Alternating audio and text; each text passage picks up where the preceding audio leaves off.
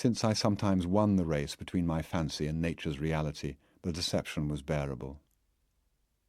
Unbearable pain began when chance entered the fray and deprived me of the smile meant for me. "Savez-vous qu'à 10 ans ma petite était folle de vous?" said a woman I talked to at tea in Paris. And the petite had just married, miles away, and I couldn't even remember if I'd ever noticed her in that garden next to those tennis courts a dozen years before. And now, likewise, the radiant foreglimpse, the promise of reality, a promise not only to be simulated seductively, but also to be nobly held, all this chance denied me, chance and a change to smaller characters on the pale beloved writer's part. My fancy was both Proustianized and Procrustianized.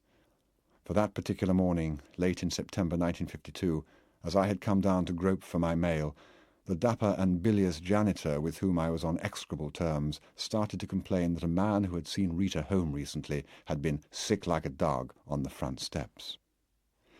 In the process of listening to him and tipping him and then listening to a revised and politer version of the incident, I had the impression that one of the two letters which that blessed mail brought was from Rita's mother, a crazy little woman whom we had once visited on Cape Cod, and who kept writing to me in my various addresses, saying how wonderfully well matched her daughter and I were, and how wonderful it would be if we married.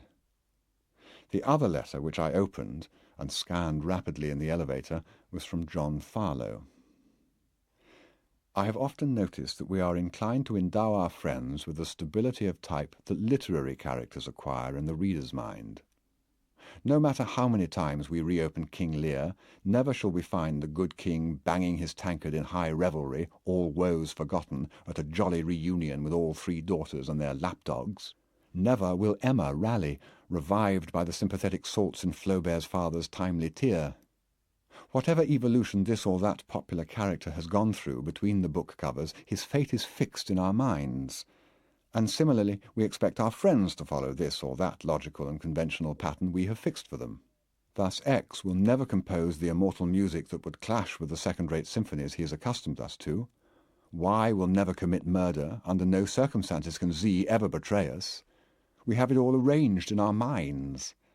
And the less often we see a particular person, the more satisfying it is to check how obediently he conforms to our notion of him every time we hear him. Any deviation in the fates we have ordained would strike us as not only anomalous, but unethical.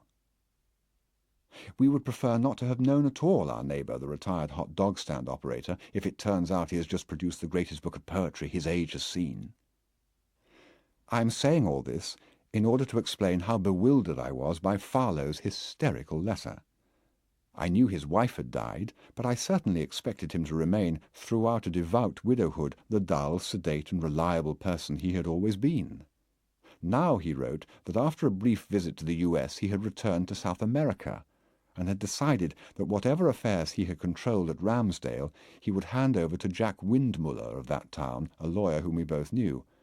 He seemed particularly relieved to get rid of the Hayes complications. He had married a Spanish girl. He had stopped smoking and had gained 30 pounds. She was very young and a ski champion. They were going to India for their honeymoon soon.